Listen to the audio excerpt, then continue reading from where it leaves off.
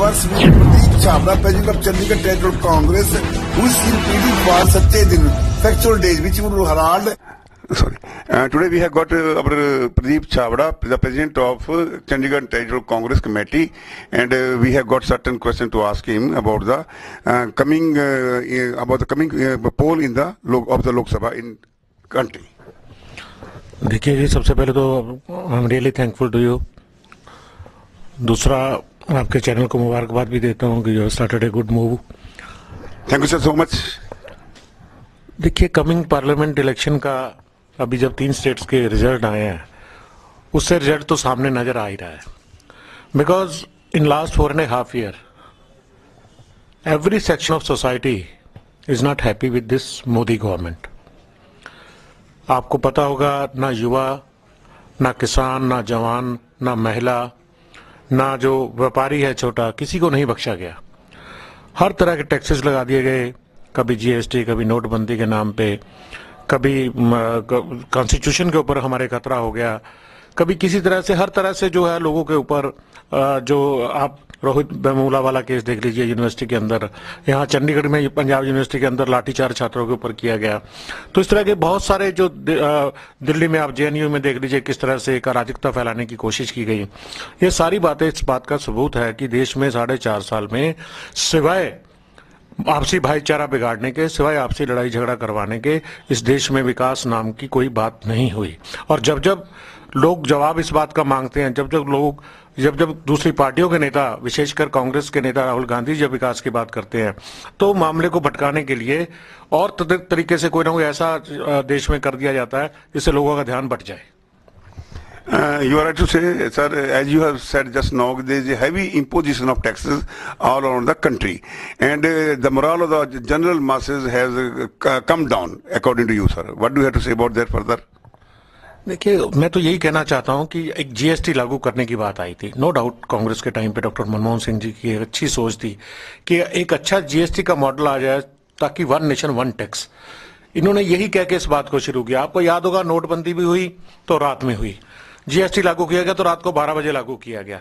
ये रात के अंधेरे में ऐसे टैक्सेस लागू करना, ये तो साफ जाहिर इस देश की जनता को नजर आ रहा था कि आपको रात के अंधेरे में, क्योंकि लुटेरे आते हैं तो अंधेरे में ही लूटा जाता है। तो ये सरकार की एक पॉलिसी थी कि किसी तरीके से रात रात को सब कुछ अनाउंस कर दो ताकि सुबह होते ही लोगों को समझ ना आए हमने करना क्या है। लोग इधर उधर भटकते रहे, एटीएम की लाइनों में लगे रहे, लाठियां खाते रहे, कई 100 से ज्यादा मौतें इस दौरान हुई। उस समय भी राहुल गांधी जी ने, आपको याद होगा कि ये बात बोली थी कि ये देश के लिए बहुत घातक है। मनमोहन सिंह जी ने स्पेशल बोला था, नोटबंदी जो है इस देश की अर्थव्यवस्था को बिगाड़ के रख देगी, और उसके रिजल्ट हमारे सामने आने लग गए। उसके बाद जीएसटी की बात आई, आपने 0% से लेकर 28% तक की स्लैब बना दी। स्लैब बनाने की जरूरत है जब 1 नेशन 1 टैक्स की बात थी, जब बाकी टैक्सेस को खत्म करने की बात थी, तो पेट्रोलियम प्रोडक्ट्स को क्यों उसमें से एग्जम्प्ट किया गया? क्यों किया गया? उसके कारण क्या थे? जब जीएसटी ही लागू हो गया पूरे देश के अंदर, तो पेट्रोलियम प्रोडक्ट को क्यों नहीं उसके अंदर, उसके दायरे में लाया गया? उसके बाद बार बार आप जीएसटी की मीटिंग्स करते हैं, हर बार 28 को 18 पे, 18 को 12 पे, कभी किसी तरीके से, कभी किस तरीके से, कभी आपको ये नहीं समझ आ रही कि एक सैनिटरी पैड जो महिलाओं के लिए कुदरती जो एक जरूरत है, उसके ऊपर भी आप 28% टैक्स लगाने लग गए। आप एक ग्लूकोज का बिस्किट जो गरीब आदमी खाता है, उसके ऊपर 28% जीएसटी। हद की बात है। मतलब सोचा ही नहीं गया जीएसटी लगाने से पहले, बस सिर्फ रात को 12 बजे घंटा बजाओ अनाउंस कर दो कि इस देश के ऊपर जीएसटी लागू हो गया। तो इस तरह से इस देश की जनता जो है आज त्राही त्राही कर रही है, बहुत दुखी है, और वो मौका ढूंढ रहे हैं। वो तो चाहते हैं आज चुनाव हो जाए। इतने दुखी हैं कि अपने मन की बात तो मोदी साहब ने सबको सुना दी, लेकिन पूरे देश के जो 125 करोड़ वासियों का बार बार वो जिक्र करते हैं, उनकी किसी की बात नहीं सुनेगी। Chhabra Sahab, all over the country, people claim that Indira Gandhi has been a very charismatic leader, no doubt. And how do you feel the differences between Manmohan Singh ji and Indira Gandhi performance? देखिए, इंदिरा गांधी एक political background से थी, doctor Manmohan Singh एक अर्थशास्त्री। Difference जरूर था, लेकिन ideology Congress की थी, देश को आगे लाने की थी, देश की अर्थव्यवस्था को मजबूत करने की थी, देश में नए प्रोजेक्ट लाने की थी, देश के लोगों को राहत देने की थी। तो जो कांग्रेस की आइडियोलॉजी, उसके ऊपर डॉक्टर मनमोहन सिंह जी ने काम किया। जब पूरा वर्ल्ड रिसेशन में था, आपको पता होगा, उस समय भारत की अर्थव्यवस्था सबसे स्ट्रांग थी, सबसे मजबूत थी। तो इस तरह से हम कंपैरिजन तो नहीं कर सकते, लेकिन दोनों लीडर्स ने अपनी अपनी जगह डट के काम किया, अच्छे तरीके से काम किया। और ये उनकी सबसे बड़ी खूबी थी डॉक्टर मनमोहन सिंह जी की, उन्होंने एक नॉन पॉलिटिकल होते हुए भी कांग्रेस की आइडियोलॉजी को समझा, कांग्रेस के जो काम थे उनको आगे लेके वो चले। You're right, sir. Modus operandi depended differently from the both sides. Both leaders were successful in bringing the economy of the country up. Sir, what do you have to say about the potential candidate in the next year MP elections? From Congress, this party, who is going to be the MP candidate? MP candidate from Chandigarh, you mean to say? Chandigarh, of course, we are talking about Chandigarh. देखिए, मैं इसके ऊपर बहुत comment नहीं कर सकता। आज की डेट में जो सेंट्रल लीडरशिप फैसला करती है, फैसला वही होता है। लेकिन because Pawan Bansal ji is working in this city for the welfare of city, for the people of city, he can well understand each and everything. So उनको डिमांड्स भी पता है, उनको जरूरतें भी पता है, एक कंटिन्यूटी भी बनती है उससे। तो पवन बंसल जी 26 साल से लगातार यहाँ पे सांसद रहे हैं, 6 साल पंजाब से राज्यसभा, लेकिन वो चंडीगढ़ के लिए ही काम करते रहे तब भी काफी ज्यादा, और 20 साल चंडीगढ़ से रहे, 10 साल केंद्र में मंत्री भी रहे। तो उनके पास एक एक्सपीरियंस है, एक तजुर्बा है, जो 4.5 साल में हमें चंडीगढ़ के वासियों को एक नजर आ रहा है कि बहुत ज्यादा कमजोरी आ गई है, बहुत ज्यादा वीकनेस आ गई है। प्रशासन हो, नगर निगम हो, जब से भारतीय जनता पार्टी के एमपी यहाँ से बने, जब से भारतीय जनता पार्टी की कारपोरेशन यहाँ पे आई, लगातार सिर्फ टैक्स ही टैक्स लगे। और जो फाइनेंशियली जो कंडीशन हमारी थी, जो हमारी पोजीशन चंडीगढ़ प्रशासन के पास जो इतने फंड्स हमें मुहैया करवाते थे पवन बंसल जी केंद्र सरकार से लाके अलग अलग हेड्स में, वो सारे के सारे रुक गए। रादर बढ़ना तो क्या होता है, एक इंक्रीज होती है हर साल, वो होनी चाहिए। इंक्रीज तो क्या होनी, वो डिक्रीज होते चले गए। Chhabra sahab, you have been mayor of the Chandigarh Municipal Corporation. How did you feel? How did you enjoy performing your duties? देखिए, मैं चंडीगढ़ के मेयर रहते हुए मैंने पूरे शहर के विकास के लिए उस समय काम किया था, और शहर इस बात का गवाह है। दूसरी बात, एक डिफरेंस मैंने जो ब्यूरोक्रेसी और एक पॉलिटिशियन में जो डिफरेंस होना चाहिए, उसको इस यहाँ के लोगों को बताया कि क्या होना चाहिए, कि एक ऑफिसर 12 से 1 बजे तक मिलता है, और हमारे मेयर भी 12 से 1 बजे तक मिलते रहे। आज वाले मेयर भी ऐसे ही अपॉइंटमेंट दे के मिलो, या बहुत कम मिलते हैं मतलब लोगों में। लेकिन मैंने अपनी प्रेजेंस पूरे शहर में रखी, और मैंने एक अपने दरवाजे पूरे के पूरे खोल दिए थे। आज कांग्रेस भवन में भी आप आए, आपने देखा होगा मेरे ऑफिस तक का दरवाजा खुला हुआ था। कि हमारे और ब्यूरोक्रेट में भी ये फर्क होना चाहिए कि पॉलिटिशियन को लोग किसी भी समय मिले, उसकी प्रेजेंस, उसकी जरूरत है तो उसका हाजिर होना लोगों के बीच में जरूरी है। अगर हमने यही सब कुछ करना तो फिर ब्यूरोक्रेसी और पॉलिटिक्स में, पॉलिटिशियंस में क्या फर्क रह जाएगा। तो एक कोशिश की थी, इस शहर को विकास भी दिया, इस शहर में प्रेजेंस भी दिखाई, इस शहर के लोगों को जितनी राहत दे सकते थे दी, कोई नया टैक्स नहीं लगने दिया था जो आज हमारे साथ हो रहा है। बल्कि बहुत सारी चीजों को रेगुलेट किया था मैंने, चाहे पार्किंग थी, सरप्राइज चेकिंग्स की थी, जो एक मेयर का रोल होता है इस शहर में होना चाहिए, उसको पूरा करने का अपनी तरफ से प्रयास किया था। Sir, despite SC Supreme Court verdict on Rafale deal, why there has been so much hue and cry in the Congress? देखिए, not in the Congress, because हमने तो सुप्रीम कोर्ट में, कांग्रेस पार्टी तो गई नहीं। सबसे पहली बात तो यह है कि हम लोग सुप्रीम कोर्ट में नहीं गए। हमें मालूम है कि ये सरकार कुछ भी मैनेज कर सकती है, और वही सब कुछ सामने आ गया।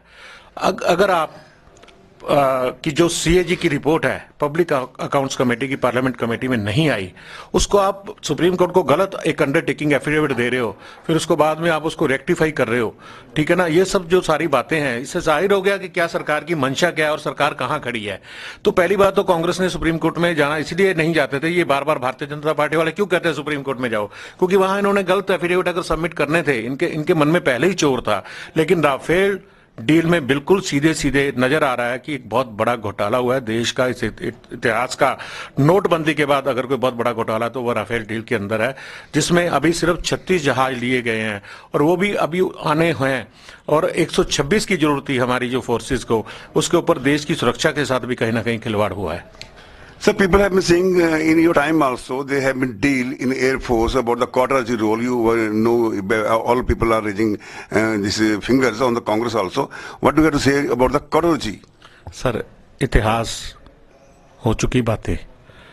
2 बार मौका मिला भारतीय जनता पार्टी को सरकार बनाने का। वाजपेयी साहब को मिला 6 साल, अब इनको मिला पूरे लगभग 5 साल होने को है। एक कुछ ना कुछ तो सामने आता। सिर्फ बदनाम करना ये, क्योंकि भारतीय जनता पार्टी का एक्चुअली मैं नाम यही कहता हूं कि वो भारतीय जनता पार्टी नहीं है, ये एक भ्रष्ट और झूठी पार्टी है। अगर आप बी का मतलब भ्रष्ट और जे का मतलब झूठी, तो ये एक भ्रष्ट और झूठी पार्टी है। इसलिए ये क्या बोलेंगे कांग्रेस के बारे में, क्योंकि कुछ निकाल नहीं पाए, इसलिए बार बार जनता को झूठ बोल के गुमराह किया जा रहा है। सिर्फ बात इतनी है और इससे ज्यादा कुछ नहीं है। क्योंकि जब मैंने आपको बताया कि आप मंदिर की बात कर दो, जब आपको लगता है लोग आपसे विकास के बारे में पूछेंगे, कामों के बारे में पूछेंगे, डेवलपमेंट के बारे में बात करेंगे, तो आप मंदिर की बात शुरू कर दो। कभी आप गाय की बात शुरू कर दो, कभी किसी चीज की। इस देश में कौन हिंदू नहीं चाहता कि मंदिर बने? इस देश में कौन सा देशवासी नहीं चाहता कि मंदिर बने? इस देश में कौन गाय की पूजा नहीं करता? जो भी धर्म में आस्था रखने वाले लोग हैं, हिंदुस्तान एक मिसाल है हमारे लिए, पूरे विश्व के अंदर एक मिसाल है कि हम लोग इतने धर्मों में होते हुए भी एक देश में एक माला में पुरे हुए लोग हैं। तो हम सब लोग सब धर्मों में भी आस्था रखते हैं और हमें मालूम है कि देश की किस देश में किस तरह से शांति रखनी है, देश को किस तरह से आगे बढ़ाना है। Sir, do you personally support the construction of Ram मंदिर इन अयोध्या? मैंने आपको बता दिया कौन हिंदू नहीं चाहेगा, मंदिर भी होना चाहिए, लेकिन हर काम का एक तरीका होता है। उसको वोट बैंक की राजनीति नहीं बनाना चाहिए। मंदिर को वोट बैंक की राजनीति ना बना के मंदिर को मंदिर के हिसाब से बनाना चाहिए। हमारा तो कॉन्स्टिट्यूशन में यही कहता है कि जो आपकी पॉलिटिक्स है उसको धर्म के साथ नहीं जोड़ा जाना चाहिए। जब मंदिर की बात आती है, मंदिर की बात करिए, आपने 4.5 साल राज किया, आपने मंदिर की बात ही नहीं की। आज फिर इलेक्शन आ गया, फिर मंदिर की बात कर रहे हैं। तो उसको धर्म को राजनीति के साथ जोड़ना गलत है। Chhabra Sahib, there have been charges, allegations from your side also that they have been tampering of machines in the recent 1 year, 2 year ago in Chandigarh. देखिए, अगर मोबाइल की क्लोनिंग हो सकती है, अगर गूगल अकाउंट हैक हो जाते हैं, इस वर्ल्ड में आज की टेक्नोलॉजी में कुछ भी कर सकते हैं, इतने इंजीनियर्स इंटेलिजेंट लोग आ चुके हैं। तो ये ईवीएम तो बहुत छोटी बात है, उसको हम डिनाई नहीं करेंगे, क्योंकि इसकी शुरुआत चंडीगढ़ से हुई थी। सबसे पहले हम लोगों ने ये आवाज उठाई थी कि ईवीएम में हेरा फेरी हुई है। अगर आप चंडीगढ़ की म्युनिसिपल कॉर्पोरेशन चुनाव जो 2016 में हुए, अगर आप उसको उठा के देखें, intelligence bureau, CID, media, electronic media, print media, सब लोग यही कहते थे, जो कितने भी सर्वे भी हुए, कि कांग्रेस को कम से कम 13 से 16 सीटें आएंगी, और उस समय में सीटें 4 मिल रही हैं। और सिर्फ कैंडिडेट कौन जीते? जो सिर्फ किन से हमारे कैंडिडेट जीते? जो अकाली दल के थे, या एक बीजेपी वाले जिसको नहीं जिताना चाहते थे। इलेक्शन से पहले रिजल्ट डिक्लेयर किए जा रहे थे, टीवी चैनलों के ऊपर चलना शुरू हो गया था। हम लोगों ने ये आवाज उठाई थी, लेकिन क्योंकि जिसकी सरकार है उसी का जोर है, तो हमारी आवाज जो दबा दी गई उस समय अमित शाह एक कारपोरेशन के इलेक्शन के ऊपर खुद आए। और आपको एक बात बहुत बड़ी बताऊं इसमें, कि उस समय नोटबंदी हुई थी थोड़े दिन पहले ही, और लोग बहुत दुखी थे, एटीएम की लाइनों में लगे हुए थे। ऐसा कभी नहीं हो सकता कि इस देश की जनता दुखी हो और वो उसी पार्टी को वोट डालेगी। लेकिन उस समय नरेंद्र मोदी ने ट्वीट करके बोला कि देश की पढ़ी लिखी जनता ने, क्योंकि Chandigarh is the most literate city, 2nd number पे हम लिटरेसी में ऑलमोस्ट रहे हैं केरला के बाद, तो उस शहर ने जी नोटबंदी के ऊपर मोहर लगा दी। अमित शाह ने बड़ा प्रेस कॉन्फ्रेंस के ऊपर की थी। लेकिन आज जब 3 स्टेट्स के इलेक्शन हारते हैं, तब क्या बात करते हैं? उनका बिल्कुल डिफरेंट ओपिनियन ही अलग हो जाता है। उस समय फिर वो बात नहीं आती। तो ये नोटबंदी को क्लेम करने के लिए, क्योंकि उसके बाद यूपी के, आपको याद होगा, इलेक्शन थे, उत्तराखंड के इलेक्शन थे इस नोटबंदी के बाद, थोड़े 4-5 महीने के बाद, तो सिर्फ उसको जस्टिफाई किया जा रहा था कि इस देश के सबसे पढ़े लिखे शहर ने नोटबंदी के ऊपर मोहर लगा दी है। तो ये इनका या वहीं पे हमें लगा कि कहीं ना कहीं कुछ ना कुछ गड़बड़ है ईवीएम में, और उसमें कोई दो राय नहीं है। बहुत सी आप वीडियो आती हैं हमारे पास, सारी की सारी गलत नहीं होती, लेकिन हम हेल्पलेस है क्योंकि सरकार इनकी है। Sir, there has been recently there has been a notification regarding the converting India into police state. All party supported were up in arms that why the personal information, computer information should be intercepted. How do you feel, sir? Was Rahul Gandhi and with the all allied party also are urging that they should be cancellation, they should be rescinding the notification introduced by the Modi government? देखिए, हमारे party central leadership का, हमारे leader Rahul Gandhi ji का जो stand में समय, चंडीगढ़ कांग्रेस का भी वही स्टैंड है, और हम भी वही चाहते हैं जो वो चाहते हैं। Of course, you are right, sir. Last question is there. regarding the demonetization. How do you did demonetization leave any impact on the economic race, the economic race which was being caught by the country? Was it affected by demonetization? Surely, why not? Because आपने देखा होगा नेपाल ने हमारे note लेने बंद कर दिए। International market में हमारा क्या होना शुरू हो गया है? आप 1000 का नोट बंद करते हो कि आपने काला धन लाना है, काला धन निकालना है, और आप 2000 का नोट बना देते हो उससे छोटे साइज का, ताकि आराम से रखा जाए, कहीं भी रखना है तो ठीक है। तीसरा, आप पूरे के पूरे देश के एटीएम आपको चेंज करने पड़ जाते हैं नोट के साइज की वजह से। आप सिर्फ नोटों के कलर बदल देने से या नोट का साइज बदल देने से जो है देश का भला नहीं होगा। आपने काले धन लाने की बात की थी, डीमोनेटाइजेशन के ऊपर आपने कहा था टेररिज्म रुक जाएगा, ना वो रुका, ना काला धन आप ला सके। तो आपका जो नोटबंदी जो था वो था क्या? वो एक बहुत बड़ा स्कैंडल मैंने आपको बताया। उसके बाद रघुराम राजन जी उससे पहले रेजिग्नेशन कर गए, उर्जित पटेल ने सरकार से डिफरेंसेस होते हुए अब रेजिग्नेशन दिया, और इनके पास गवर्नर बनने के लिए भी कोई तैयार नहीं था। तो ऐसी सरकार जो आज की डेट में जो हमारी संस्थाएं हैं जितनी भी, चाहे वो सीबीआई है, चाहे वो सुप्रीम कोर्ट है, चाहे वो हमारा फाइनेंस है, चाहे रिजर्व बैंक है, सबके ऊपर इस टाइम पे खतरा मंडरा रहा है, और देश की जो संवैधानिक संस्थाएं हैं वो खतरे में हैं। और इससे बचना है तो 2019 में लोगों को कोई ना कोई एक बहुत कठोर और अच्छा फैसला लेना होगा। जो राहुल गांधी कहते हैं कि अच्छे तो नहीं लेकिन सच्चे दिन शुरू हो गए जब 3 स्टेट्स में हम जीते हैं, और सच्चे दिन आएंगे। फिर से कांग्रेस पार्टी का जो एक सोच थी वो थी सच को लाने की, सच के साथ काम करने की, सच के साथ खड़े होने की। उसी के साथ राहुल गांधी जी आगे बढ़ेंगे। According to just now you have spoken about the not अच्छे दिन पर सच्चे दिन आएंगे. This is the slogan rather you are raising in the from the Congress party, and I feel that enthusiasm in the Congress workers has shot up because of the recent victory in the central states. देखिए, जब सच्चे दिन आ गए तो अच्छे दिन अपने आप आ जाते हैं। मैंने ये नहीं कहा कि अच्छे दिन नहीं आएंगे। जब सच्चे दिन आ गए, जब आप सच के साथ चलोगे, सच के साथ आप लोगों के साथ खड़े होंगे, तो अच्छे दिन तो अपने आप लोगों के शुरू हो जाएंगे। और जो 3 स्टेट्स की जो हमारी इलेक्शन हमने जो जीता है वो इसी बात के ऊपर जीता है राहुल गांधी जी ने, कि सच को आगे लेके चलेंगे, सच बोलेंगे। और दुनिया जो क्योंकि उन्होंने बार बार एक बात क्लेम की थी कि किसानों का कर्जा माफ हो रहा। आपने देख लिया कि 10 दिन क्या 10 घंटे से पहले भी मध्य प्रदेश में जो किसानों का कर्ज माफी का था वो ऐलान हो गया था, और अगले दिन छत्तीसगढ़ में हो गया था, और ठीक 2 दिन के बाद राजस्थान में भी हो गया।